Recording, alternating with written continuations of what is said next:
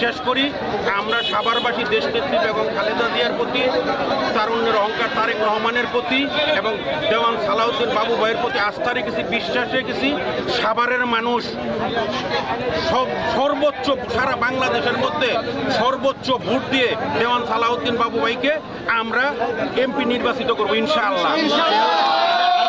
দিনে এই বাড্ডা সরকারি প্রাথমিক বিদ্যালয় এবং বাড্ডা উচ্চ বিদ্যালয়ে আমরা জন্মলগ্ন থেকে ধানের শীষের পক্ষে, বিএনপির পক্ষে কাজ করেছি। সারা জীবন এখানে আমরা ধানের শীষের বিজয় ইনশাআল্লাহ ছিনিয়ে নিয়েছি। এই বৎসরও জনগণের ভালোবাসা নিয়ে দেশনায়ক জনাব তারেক রহমানের বার্তা পৌঁছে দিয়ে, খালেদা জিয়ার বার্তা পৌঁছে দিয়ে, দেওয়ান সালাউদ্দিন বাবু ভাইয়ের বার্তা পৌঁছে দিয়ে আমরা 100% বিজয় নিশ্চিত এখান থেকে। ধানের শীষে ভোট দিন, বাবু ভাইয়ের সালাম দিন, ধানের শীষে ভোট দিন, ধানের শীষে, ধানের শীষে ভোট দিন, বাবু ভাইয়ের সালাম দিন, ধানের শীষে ভোট দিন, মুস্তফা ভাইয়ের সালাম দিন, বাবু ভাইকে ধানের শীষে ভোট দিন, মুস্তফা ভাইয়ের সালাম দিন, ধানের শীষে ভোট দিন, মুস্তফা ভাইয়ের সালাম দিন, ধানের শীষে ভোট দিন, মুস্তফা ভাইয়ের বাবু ভাইয়ের শীষে ভোট দিন, মারো ভাই সিল মারো, ধানের শীষে সিল মারো, সিল মারো, সিল মারো। সমস্যা তা না হইলে যদি ওখানে অন্যরকম চারজন প্রার্থী আমাদের সাথে হয়তো মনে হতো অফিসার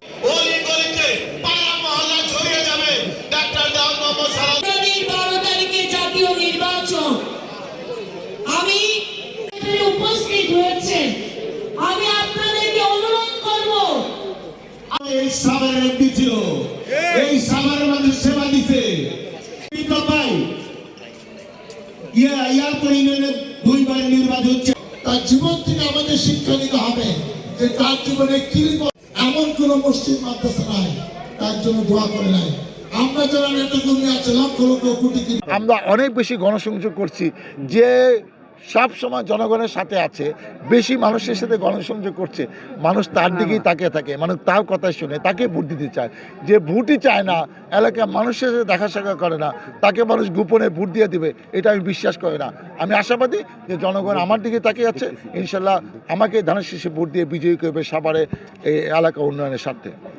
দখল হচ্ছে, বাড়ি দখল হচ্ছে, জায়গা দখল হচ্ছে, জমি দখল হচ্ছে, এই সমস্ত দখলদারির খেলা আর চলবে।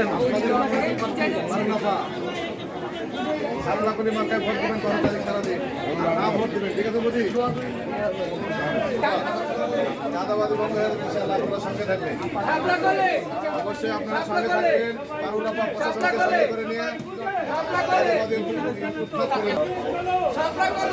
আপনাদের মনোনীত প্রার্থী ফারুলাফা এই দুটো জিনিস আজকে আমাকে খেয়ে যায়। তুরাগ এবং বংশাই নদী, এই নদী দুটোকে দখলমুক্ত করে, দূষণমুক্ত করে সাভার এবং আশুলিয়াবাসীর নদী তাদেরকে ফেরত দেওয়া হবে। আর চাঁদাবাজি দখলদার নিয়ে যেটা বলছেন সেটাও বলছি, এটা আমার অন্যতম প্রধান হচ্ছে গিয়ে নির্বাচনী প্রতিশ্রুতি, যে একদম প্রথম প্রতিশ্রুতিতেই বলছি সাভার এবং আশুলিয়াকে সর্বতোভাবে আপনার চাঁদাবাজ এবং দখলদার মুক্ত করা। আবার আশুলিয়া রাজনীতির ময়দানে আমাকে নতুন দেখলেও প্রার্থী হিসেবে কিন্তু আমি দুর্বল না, প্রার্থী হিসেবে আমি অসম্ভব শক্তিশালী প্রার্থী, এবং আমাকে আরও শক্তিশালী করেছে জামাতে ইসলামীর যে সাংগঠনিক কাঠামো সাভার এবং আশুলিয়াতে রয়েছে, এটি কিন্তু খুবই শক্তিশালী সাংগঠনিক কাঠামো।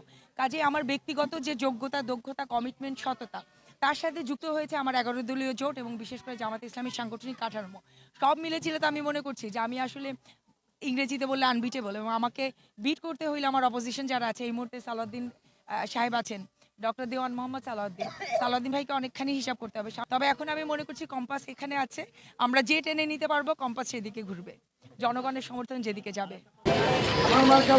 জাতীয় পার্টির প্রার্থী আমি লাঙ্গল মার্কা আমার একটা ভোট দিয়ে আমি জাতীয় পার্টির লাঙ্গল মার্কা নির্বাচনে দাঁড়াইছি।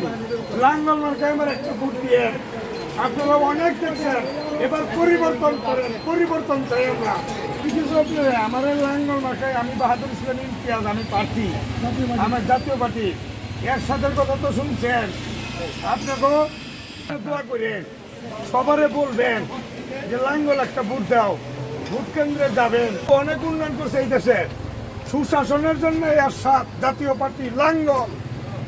আমি সাভারে যেভাবে আমি আমার প্রচারণা অংশগ্রহণ করেছি, বিভিন্ন সভা সমাবেশ করেছি, উঠান বৈঠক করেছি, গণসংযোগ করেছি, তাতে সাভারের কথা আমি বলতে পারি কেউ আর এখন বলবে না যে লাঙ্গল মার্কা নাই, অর্থাৎ সবাই জানে লাঙ্গল আছে এবং লাঙ্গল মার্কায় ভোট দিবে, এটা অনেকেই বলছে। আমার যেখানে সমর্থক আছে, কর্মী আছে, যারা আমাকে ভোট দিবে তাদের পিছন থেকে অদৃশ্য একটা শক্তি হুমকি দামকি দিচ্ছে।